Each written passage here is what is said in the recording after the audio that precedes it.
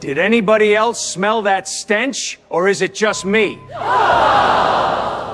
300 heads turned. Nobody moved. The black janitor stopped pushing her cart, mop in hand, eyes down.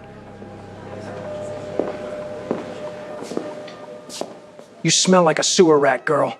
Like the projects crawled in with you. Her voice stayed soft. I just finished my shift, sir. He laughed loud enough for the chandeliers to hear it. I'm Janitor. I don't care. You're fired. Drag your stink out before my guests start gagging! A senator stared into her wine. A waiter folded a napkin. The CEO in the custom tuxedo had no idea. By midnight, his career, his name, and his entire empire would be dust. Oh, buckle up. Because 90 minutes before this, nobody in that room knew who she really was. Nobody. 90 minutes earlier, the woman in the gray uniform walked through the service entrance of the Rosewood Imperial Hotel. Her name was Simone Parker. She punched a time card under that name. The temp agency that placed her tonight had no idea who she really was. Her natural hair was pulled into a low bun. No makeup, no earrings, only a thin gold band on her right hand. That ring had belonged to her mother. Her mother had been a hotel cleaner for 31 years. She died at 54, lungs full of bleach fumes and industrial wax. Simone wore the ring every day she was alive. The staff locker room smelled like ammonia and burnt coffee. A fluorescent tube above the sink buzzed and flickered like it was trying to die. Simone hung up her beat-up coat. She slid into the uniform like it fit her. Because once, a long time ago, it had. In the kitchen corridor, an older Hispanic woman named Rosa was struggling with a tray of crystal stemware. Her thin arms shook under the weight. Simone walked over without a word and took half the load. "Gracias, mija," Rosa whispered. "De nada," Simone whispered back. They carried it together down the hall. A young bellhop passed her, carrying luggage and shoes that had holes worn through the soles. Simone slipped a folded $20 bill into his free hand. She didn't break stride. She didn't wait for a thank you. She just kept walking. That was who she was when nobody important was watching. The Rosewood Imperial was 42 stories of old money Manhattan luxury.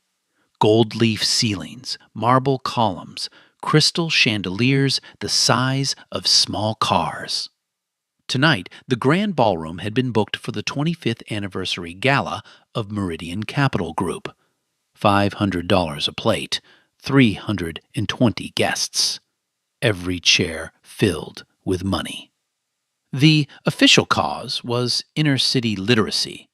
Nobody in the room actually cared about inner-city literacy. The real cause was Preston Caldwell's victory lap. Because in 72 hours, the CEO of Meridian Capital was about to close the biggest deal of his life. A private equity firm called Halcyon Capital Partners was buying his company for $1.5 billion. Preston had been telling everyone within earshot that he was about to become a billionaire. He had no idea who actually owned Halcyon. Almost nobody did. The owner refused board photographs. She didn't do interviews. The financial world only knew her by her initials. Preston Caldwell swept into the ballroom at exactly 8 o'clock. Custom Brioni tuxedo. A wife on his arm who was 20 years younger and 3 Botox cycles past natural. He kissed the air beside Senator Margaret Whitfield's cheek. He waved at a hedge fund buddy whose Patek Philippe winked under the chandelier. He clapped a passing donor on the back hard enough to make the man cough. Then, loud enough for 2 passing waiters to hear, he muttered to his wife. "They sent a diversity hires again. I told the agency last year. White, female, presentable. How hard is it?" The 2 waiters glanced at each other. They kept walking. They said nothing. In American ballrooms like this, silence was a survival skill. Down a service corridor near the kitchen, Simone Parker pulled out her phone. There was one message waiting. It was from Charles Sterling, the General Counsel of Halcyon Capital Partners. Final documents are sealed, signing Monday at 9. Are you sure you want to do the walkthrough tonight? She typed back without hesitation. Always. You can read a balance sheet. You can't read a man's soul from a balance sheet. She pocketed the phone. She picked up her mop bucket, and she pushed it through the swinging double doors into the grand ballroom. The smell hit her first. Magnolia centerpieces, aged cognac, the clink of silver against bone china, the hum of 300 wealthy people who hadn't yet noticed she existed. Simone Parker had spent her entire life learning how to be invisible inside rooms like this. Tonight, she was going to use that invisibility for the last time. In 45 minutes, she would learn everything she needed to know about the man who owned this gala. In 46 minutes, that man was going to make the worst mistake of his life. 45 minutes into the gala, Simone Parker was emptying an ashtray on the edge of the ballroom when she heard the laughter break. A drunk hedge fund manager had been waving his bourbon glass while telling a story about his yacht. The glass slipped. It exploded across the marble, 3 feet from Preston Caldwell's polished shoes. Bourbon splattered the leg of his Brioni tuxedo. A few drops hit his sock. The drunk man stammered an apology. Preston waved it off with a tight smile. He turned and scanned the room for someone to clean it up. His eyes landed on Simone. She had already started walking toward the spill with her cart. That was her job. She knelt down. She pulled out a cloth. She began to soak up the bourbon. Preston stepped closer. He looked down at the top of her head. His nostrils flared. And then the smell hit him. It was nothing, really. A faint trace of the disinfectant she'd been using in the men's room. A whisper of sweat from a 6-hour shift. The ghost of cheap shampoo. The kind of smell every working person in America carries home at the end of a long day. To Preston Caldwell, it was a personal violation. Did anybody else smell that stench? Or is it just me? His voice cracked across the marble like a whip. 300 heads turned. Nobody moved. The black janitor stopped pushing her cart. Mop in hand, eyes down. You smell like a sewer rat, girl. Like the projects crawled in with you. She looked up. Her voice stayed soft. I just finished my shift, sir. He laughed loud enough for the chandeliers to hear it. I don't care. You're fired. Drag your stink out before my guests start gagging. A senator stared into her wine. A waiter folded a napkin. Nobody moved. Simone didn't argue. She didn't apologize. She didn't beg. She just kept picking up the broken glass. That somehow infuriated him more. Did you hear me, girl? I said you're fired. Look at me when I'm talking to you. She set down a shard of crystal on the tray. She looked up. Her face was perfectly calm. I heard you, sir. Then why are you still in my ballroom? Because there's glass on your floor, sir.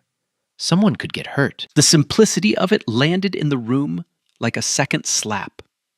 A woman 2 tables away covered her mouth. A young waiter near the bar froze in mid-pour. Even the string quartet had stopped playing. Preston's neck turned the color of raw meat. He pulled out his phone. He aimed it at her face. The flash went off, white and harsh. I'm sending this to the agency. By Monday morning, you won't be able to mop a gas station bathroom in this city. You understand me? Simone didn't answer. She picked up another piece of glass. What's your name? Parker, sir. Of course it is. He sneered the words. Let me guess. Single mother, Section 8, 3 kids by 3 different men, all named after car brands. Somewhere in the back of the room, a man laughed. It was a small, ugly laugh. Then it was quickly smothered. That was the moment something shifted in Simone's eyes. It wasn't anger. Anger would have been easier. It was the look of a person making a final, quiet decision. The way a judge looks at a defendant right before she reads the sentence. She didn't say a word. She just kept cleaning. The narrator wants you to understand something about this room. There were 320 people in that ballroom.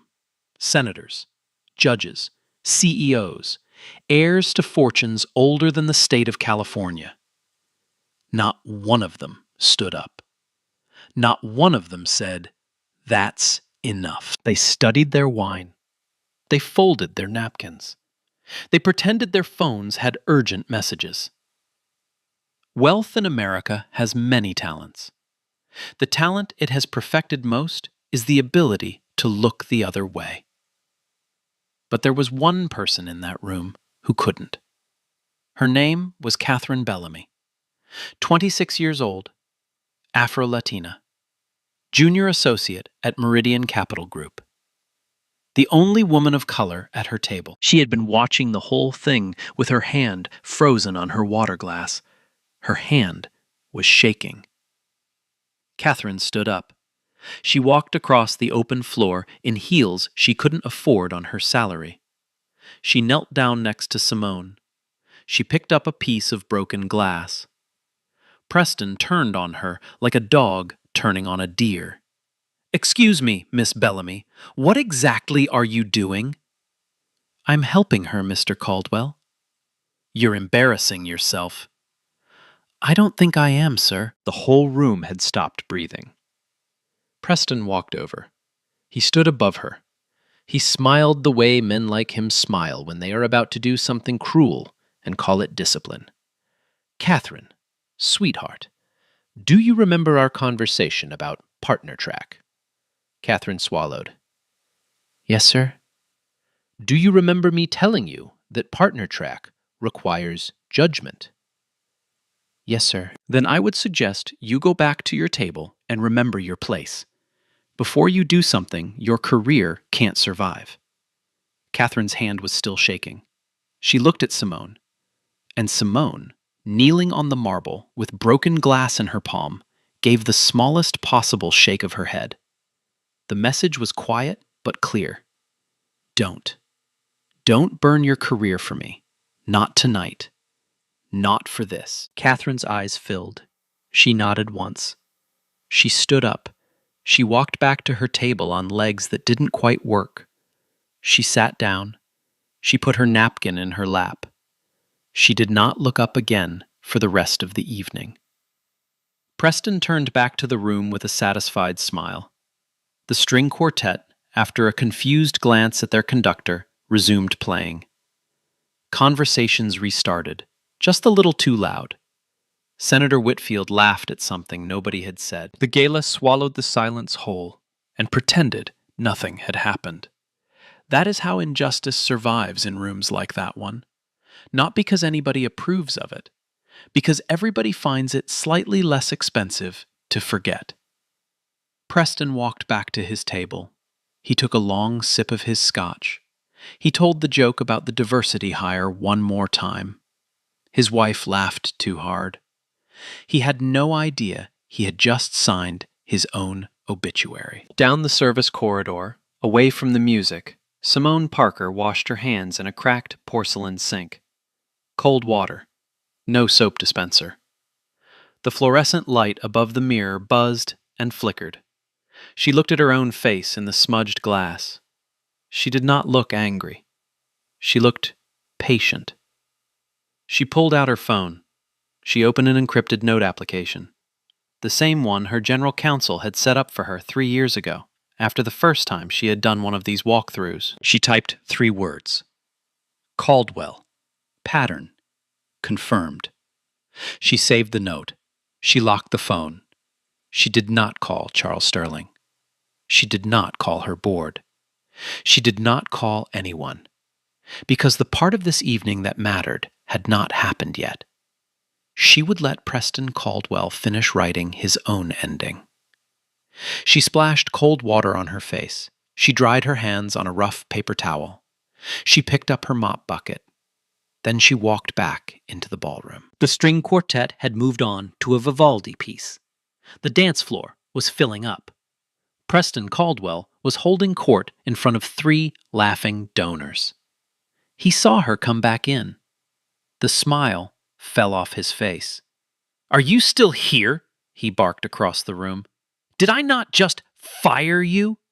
Simone kept walking, slow, steady, toward a different spill.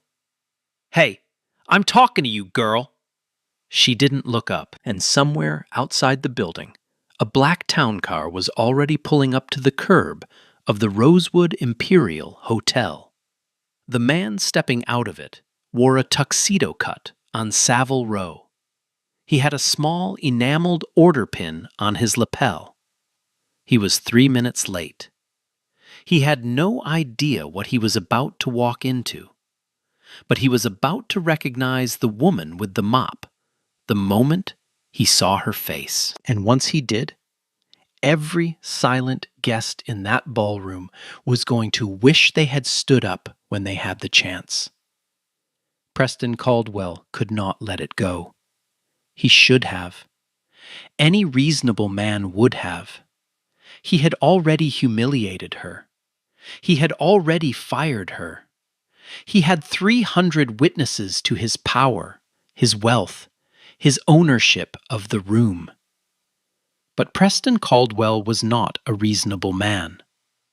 Preston Caldwell was a man who had never been told no by anyone he could not buy. So, when his hedge fund friend, the one with the Patek Philippe, came back from the coat check with a panicked look on his face, Preston saw an opportunity. Preston, my watch is gone." "What do you mean, gone?" "It was in my coat pocket. I took it off because it was catching on the cuff. 85,000. It's just gone." A small crowd was already forming. Preston's eyes lit up. He turned slowly toward the corner of the ballroom where Simone Parker was wiping down a cocktail table. "I think," he said, loud enough for the band to hear, "I know exactly where to look." He crossed the floor in 5 long strides. He grabbed Simone by the elbow, hard. "Come with me, now." She didn't resist. She didn't ask why. She set down her cloth and let him march her into the service corridor behind the kitchen. The corridor was narrow and yellow under fluorescent lights. The air smelled like fryer grease and bleach. A walk-in freezer hummed somewhere behind a metal door.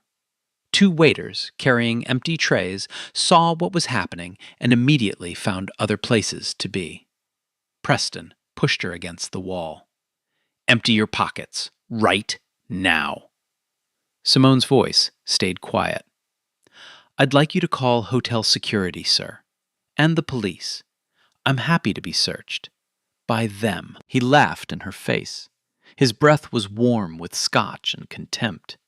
"You don't get to make demands, girl. Not in my hotel. Not at my gala.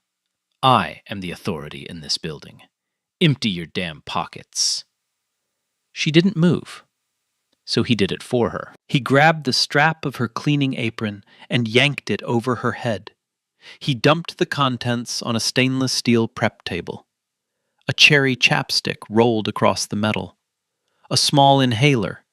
$42 in folded bills, mostly singles. A laminated Metro card. A worn employee badge from a temp agency. And 1 photograph, black and white, creased at the edges. A young black woman in a hotel cleaner's uniform, smiling at the camera. Standing in front of the same Rosewood Imperial Hotel where they were standing now. The date stamped on the back was 1979. Preston picked it up. He glanced at it.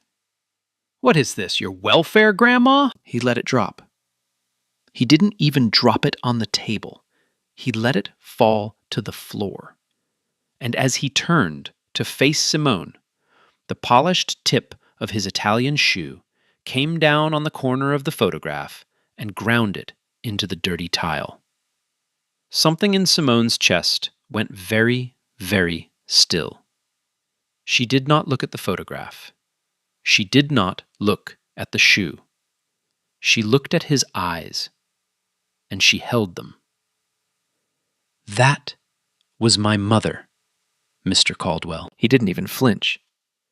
Then I guess we know where you learned to steal. He stepped closer, 6 inches from her face.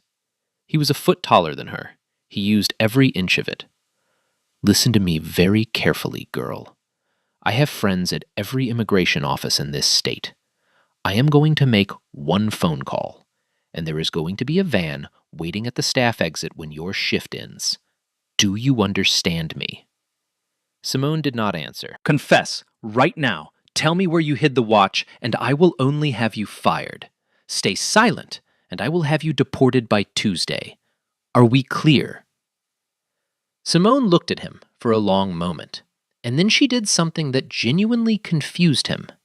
She smiled. It wasn't a big smile. It was small and tired and almost sad. The smile of a person who has just received final confirmation of something they were hoping not to be true. Mr. Caldwell, there are 4 cameras in this corridor. 2 on the ceiling, 1 on the freezer door, 1 on the fire panel. They have been recording every word you have said. I hope, for your sake, you remember that. He looked up. He saw the cameras. He should have stopped. Any sane man would have stopped. He didn't. He grabbed her elbow again, harder this time, and dragged her back through the swinging double doors, out into the ballroom, out into the chandelier light and the string quartet and the 300 witnesses. He raised his voice to a shout.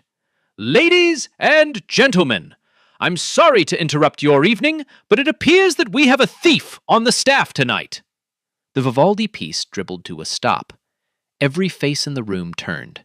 Catherine Bellamy's hand flew to her mouth. This woman, Preston announced, was caught in the act of stealing a guest's $85,000 timepiece. I am now going to have her searched in front of all of you to set an example. A young hotel security guard named Gregory Moore had been standing by the side door.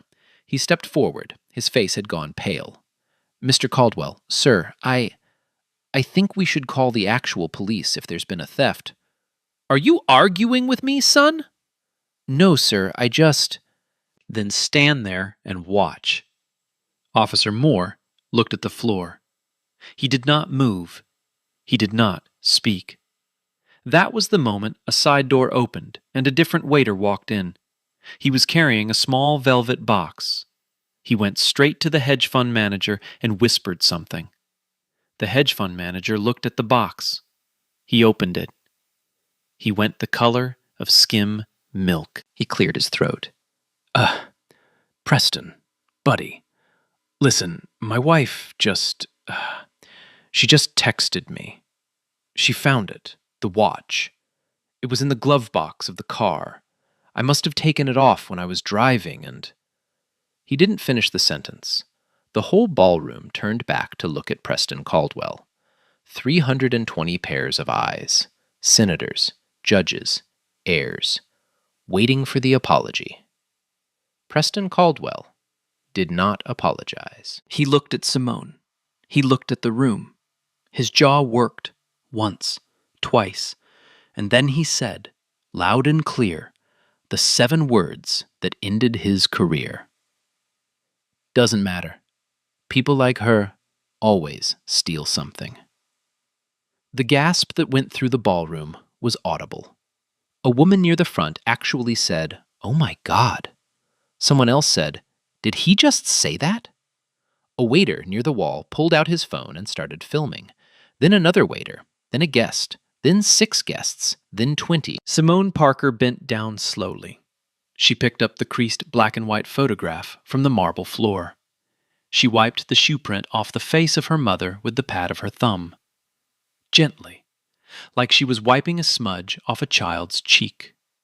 She tucked the photograph carefully into the inside pocket of her uniform, where it would be safe. Then she stood up to her full 5'4" and she looked Preston Caldwell directly in the eye. The ballroom went so quiet you could hear the ice melting in the champagne buckets. "Mr. Caldwell," her voice was calm, "I am going to give you one chance." "One chance for what?" he sneered. "One chance to apologize. Publicly. Right now. To me, to Miss Bellamy, and to every member of staff in this building you have insulted tonight. One chance." He stared at her. He could not believe what he was hearing. Then he laughed. Loud and ugly and full of teeth. "You? You want me to apologize to you? Sweetheart, by Monday morning, you will be lucky if you are mopping floors in a Greyhound station." That laugh and those words were the last free breath of Preston Caldwell's adult life. He just didn't know it yet. Because at that exact second, the heavy double doors at the main entrance of the ballroom swung open, and a tall, silver-haired man in a Savile Row tuxedo stepped through. He scanned the room with the unhurried gravity of a man who had been kept waiting once, in 1987, and had never quite gotten over it. His eyes found the woman holding the mop. His face did not just change. It collapsed and reassembled into something like reverence. And he started walking toward her. "Oh my God! Stop!" Just picture you're standing in that ballroom right now. 300 people, phones already out. And he just said, "People like her," out loud. Like, what would you do? Because honestly, I don't know if I could just sit there. The man walking across the ballroom floor was 68 years old. His silver hair was combed back. His tuxedo had been hand-stitched on Savile Row in London. The small enameled pin on his lapel was the Order of the British Empire. His name was Lord Edmund Holloway, former United Nations Special Envoy, sitting member of the International Advisory Board of Halcyon Capital Partners. In 2019, his daughter had been dying of a rare cardiac condition. No insurance company in 2 countries would cover the surgery.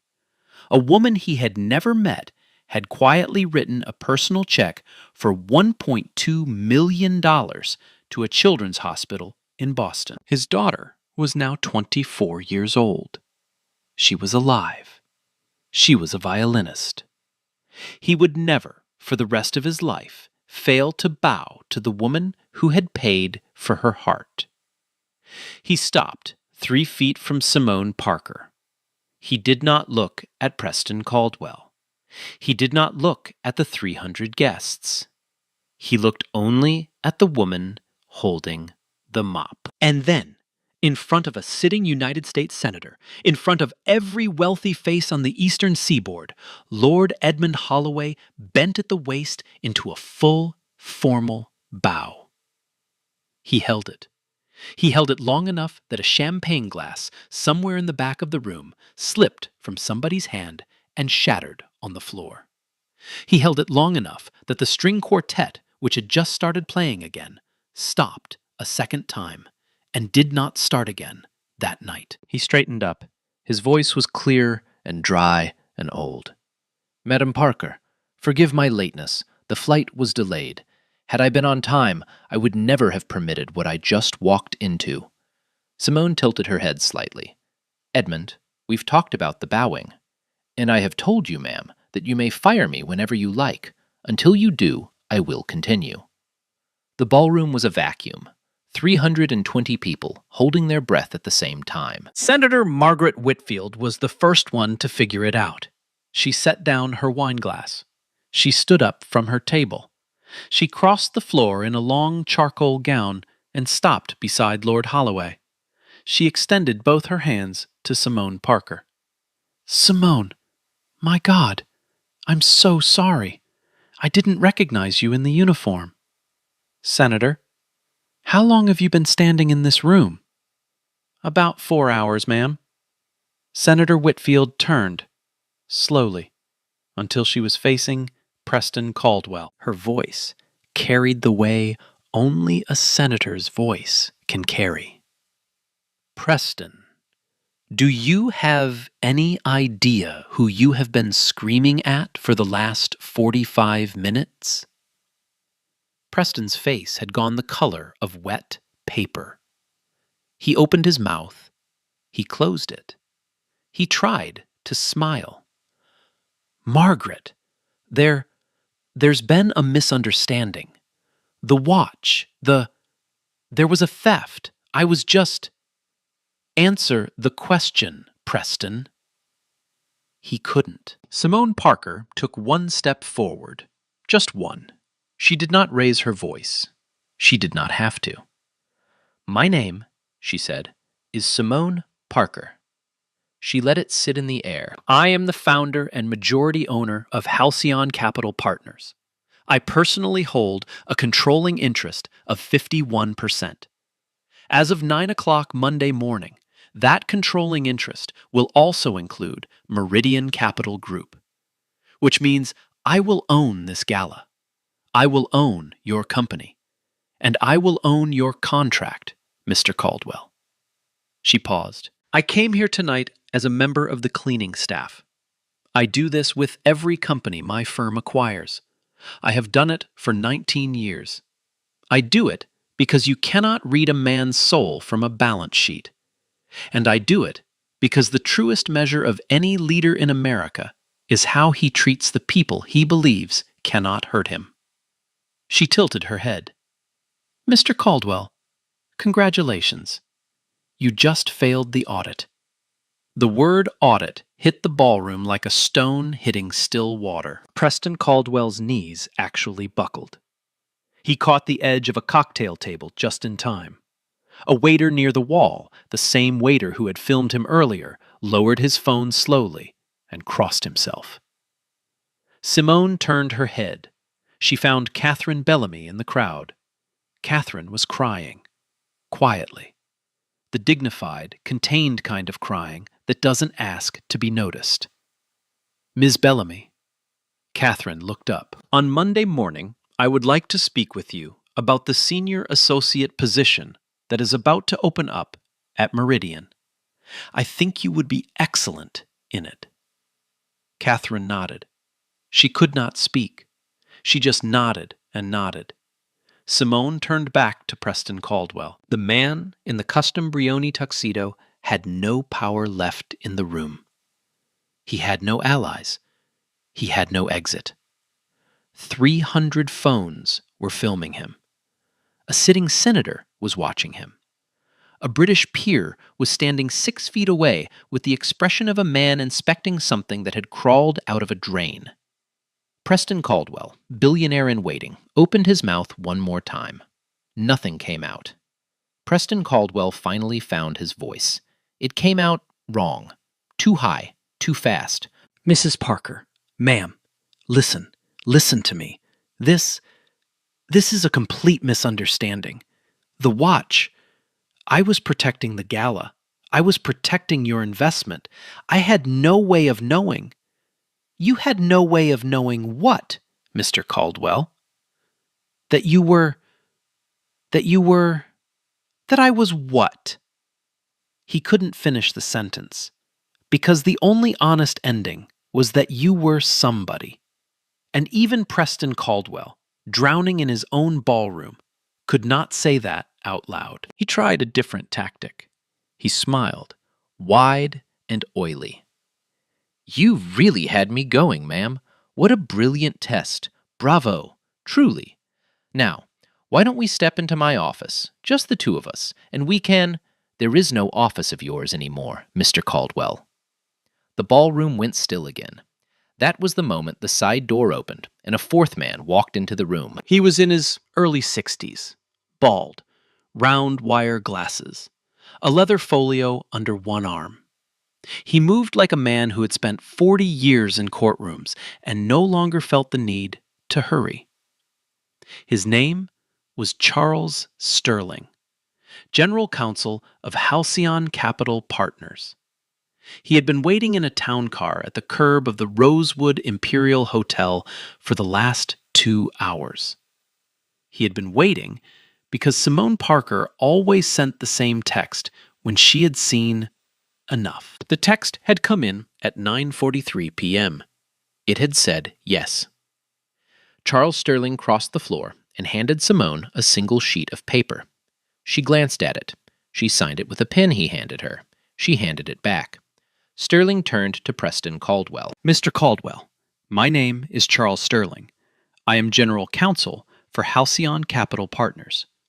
As of 40 minutes ago, the Meridian Capital Group Board of Directors held an emergency telephonic vote. The vote was unanimous. They are terminating you for cause, effective immediately, on the grounds of conduct materially damaging to the company's brand. This is your termination notice. I would suggest you take it. He held out the paper. Preston did not take it. You can't. There's a buyout. There's a $42 million parachute in my contract. I negotiated it myself. You can't. Section 8, Mr. Caldwell. Your golden parachute is void in the event of conduct, quote, materially damaging to the company brand or exposing it to civil or criminal liability, unquote. I imagine you signed it without reading carefully. Most men in your position do. That clause doesn't apply. It doesn't. There are 300 phones in this room, Mr. Caldwell. There are 4 cameras in the corridor behind the kitchen. We have you on record using a racial slur, threatening a federal civil rights violation, destroying personal property, and conducting an unlawful search of a hotel employee. Section 8 applies. Preston Caldwell, for the first time that night, looked like a man who understood his own situation. His eyes filled. Not with shame, with self-pity. Please, please, I have a daughter. I have a mortgage. I have... Simone Parker spoke, quietly. Did Ms. Bellamy have a career, Mr. Caldwell? Did Rosa, the dishwasher you yelled at last Tuesday, have a family? Did my mother have lungs? He did not answer. Simone turned her head. Officer Moore. The young security guard who had failed her 30 minutes earlier stepped forward. His face was wet. He had been crying. He did not bother to hide it. Ma'am, please escort Mr. Caldwell off the premises. He is no longer a guest at this gala. He is no longer an employee of any company my firm owns. He is to leave through the staff exit, not the front. Yes, ma'am. Officer Moore put a hand on Preston Caldwell's elbow, the same elbow that 90 minutes ago had grabbed Simone in this same room. He did not squeeze. He did not need to. Preston tried, on his way out, to make eye contact with 3 different people he had called friends an hour earlier. His hedge fund buddy turned his back. The senator's wife studied her bracelet. His own wife, 20 years younger, found something fascinating in her clutch purse. The kingdom forgets a fallen king in less time than it takes to refill a champagne glass. The door closed behind him.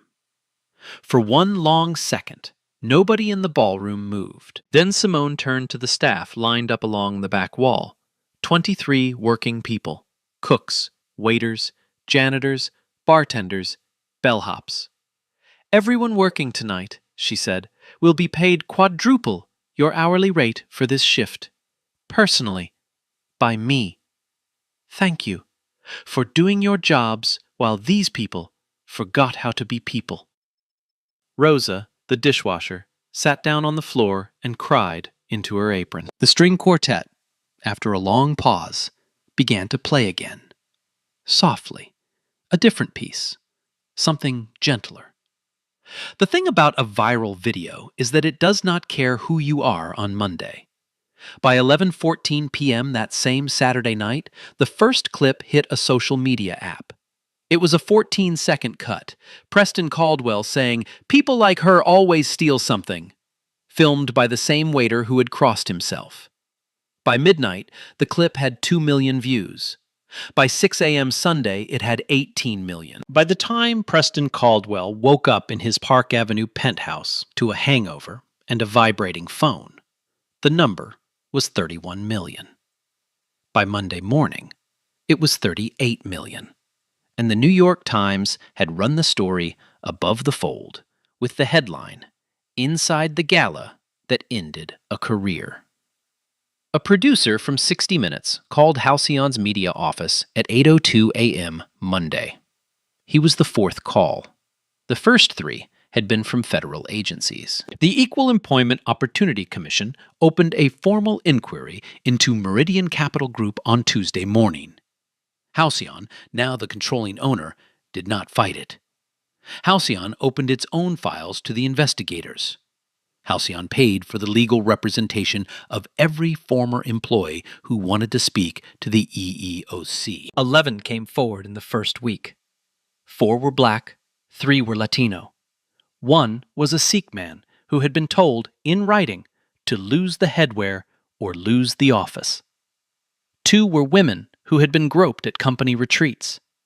1 was a transgender associate who had been outed by Preston Caldwell to her own parents over a speakerphone in a conference room. Diane Wilson, the head of human resources at Meridian, had buried every single one of those complaints over the previous 6 years. When the federal subpoena landed on her desk on the Thursday, she flipped within 90 minutes. She handed over emails, she handed over voice recordings, she handed over a private Slack channel called The Back Room, where Preston and 3 other executives had been rating women on a 10-point scale. Halcyon fired Diane Wilson the day after she testified. The Industry HR Association revoked her certification a week later. She would never work in corporate human resources in the United States again. 4 federal discrimination lawsuits were filed against Meridian Capital Group in the first month.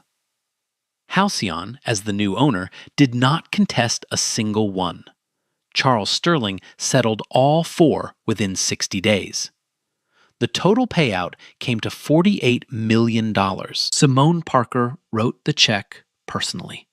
From her own foundation, not from the company, she did not want a single dollar of it coming out of the salaries of the people who still worked at Meridian. She published the terms of every settlement with the plaintiff's written permission in a single press release. The release was 3 pages long. It ended with one sentence. The culture that produced these complaints is over. That release was reprinted in 23 newspapers. The Manhattan District Attorney's Office indicted Preston Caldwell on a Tuesday in March. The charges were 2 misdemeanors: false imprisonment and aggravated harassment. The trial lasted 4 days. The prosecution called Officer Gregory Moore. He testified that Preston Caldwell had ordered him to stand silent during an unlawful detention. He testified that he had failed in his duty. He testified that he was paying his own way through night classes to finish a criminal justice degree because of that failure. The prosecution called Catherine Bellamy. She testified about the "remember your place" conversation. She did not cry. She read from her own notes. The prosecution called Simone Parker last. She wore a charcoal suit. She did not bring lawyers into the courtroom with her. She walked to the witness stand alone. The prosecutor handed her a clear plastic evidence sleeve. Inside the sleeve was a creased black and white photograph from 1979. A young black woman in a hotel cleaner's uniform, smiling. "Mrs. Parker, can you identify the item in this evidence bag?" "Yes. That is a photograph of my mother, Eleanor Parker." How did this photograph come to be in the condition that it's in? The defendant ground it under his shoe in a service corridor of the Rosewood Imperial Hotel on the night of the gala. Why did you carry this photograph that night? Because my mother was a hotel cleaner for 31 years. She died at 54 from occupational lung disease. I carry her with me every time I do a walkthrough, to remember why I do them." The courtroom did not make a sound. The defense lawyer chose, on cross-examination, not to question her. The jury was out for 3 hours. The verdict was guilty on both counts. The judge was a 61-year-old black woman named Judge Yvonne Coleman. She had grown up in a Bronx housing project.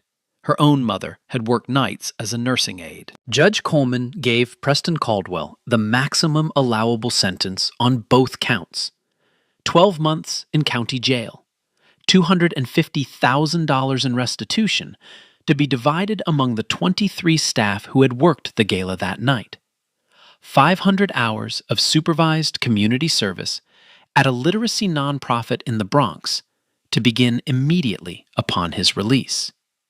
Before she read the sentence, she said one thing on the record. "Mr. Caldwell, I have read your sworn statement.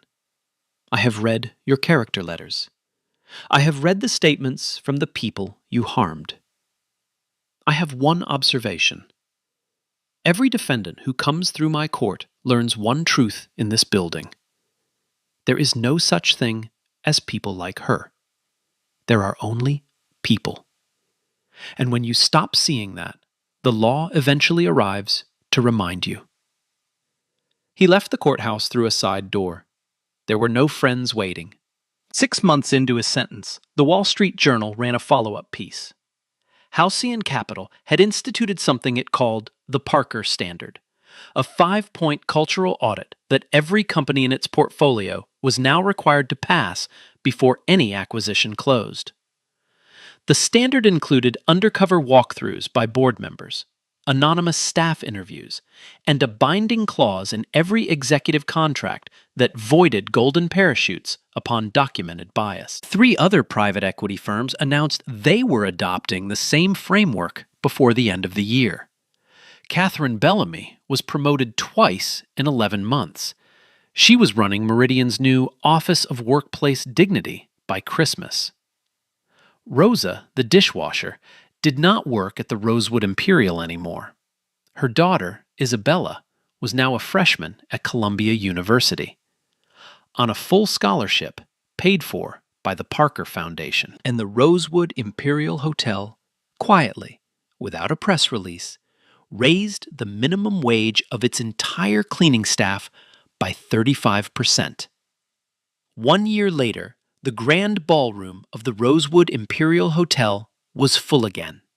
The chandeliers were the same. The marble floor was the same. The smell of magnolia centerpieces was the same. Almost nothing else was. The gala that night was not for Meridian Capital. It was not for any private equity firm.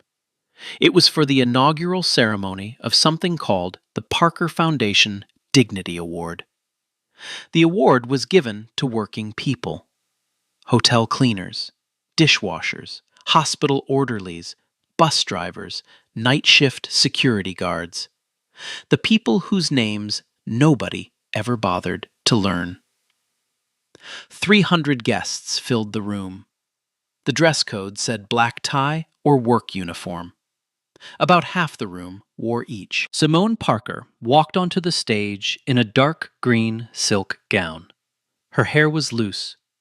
The thin gold band that had belonged to her mother was on her right hand.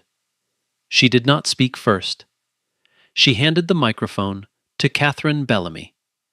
Catherine, now the head of the Office of Workplace Dignity at Meridian Capital, introduced the first 3 recipients. The third recipient was Officer Gregory Moore. He walked to the stage in his security uniform. He had finished his criminal justice degree. He was now training other hotel security officers in the lawful response to workplace discrimination. His program had been adopted by 14 hotels in the city. When Officer Moore accepted his award, he said only one sentence into the microphone. "The next time, I will speak. I promise you, I will speak." The room stood up. When Rosa walked to the stage to accept her own recognition, her daughter Isabella was beside her. Isabella was a sophomore at Columbia now. She was studying public health. She was going to be a doctor. Rosa cried into the microphone. She apologized for crying. 300 people told her, with their applause, that she did not need to apologize for anything ever again. Then, Simone Parker stepped to the microphone. She spoke for less than 4 minutes. She told them about her mother. Eleanor Parker, born in 1949 in rural Mississippi, died in 2003 in a public hospital in Boston. 31 years of mopping floors in hotels exactly like this one. Lungs full of industrial bleach, hands that by the end could not hold a coffee cup without shaking. She said that her mother had never been honored in any ballroom. She had only ever cleaned them. She said that she had built her career and her foundation and her firm around one simple test. I do not believe in second chances for the people who humiliate the powerless. I believe in real chances for the people who never knew anyone was watching, because someone is always watching. And usually, she is holding the mop. The room was on its feet again before she finished. A few miles away, in a small rented apartment in Phoenix, Arizona, a 59-year-old man was watching the live stream of the gala on a laptop. He was working as a junior accounting clerk at a regional firm. He was making $52,000 a year. His name was Preston Caldwell. He had served his 12 months. He had paid his restitution. He had completed his 500 community service hours teaching adult literacy in the Bronx. He had been required, as part of his sentence, to write a letter of apology to every person he had insulted on the night of the gala. Simone Parker had never replied to his letter. She had filed it in the same folder where she kept her mother's death certificate. His wife had divorced him 8 months into his sentence. His daughter, a junior in college, had legally changed her last name. He watched the broadcast all the way to the end. He did not turn it off when his name was not mentioned. He turned it off when Rosa's daughter Isabella said, on stage, that she wanted to start a foundation of her own someday, to pay for the medical bills of the parents of the kids who had grown up in apartments like hers. Then Preston Caldwell closed the laptop and sat in his small apartment in Phoenix and stared at the wall for a very long time. The world had moved on without him. The world was kinder for it. Oh my God. Imagine that's you in that ballroom. 300 people. Nobody moving. Would you stand up? Be real with me. Drop it in the comments. Smash that like, share with somebody who needs it, and subscribe. Next week, a black surgeon, a state trooper. You're not ready.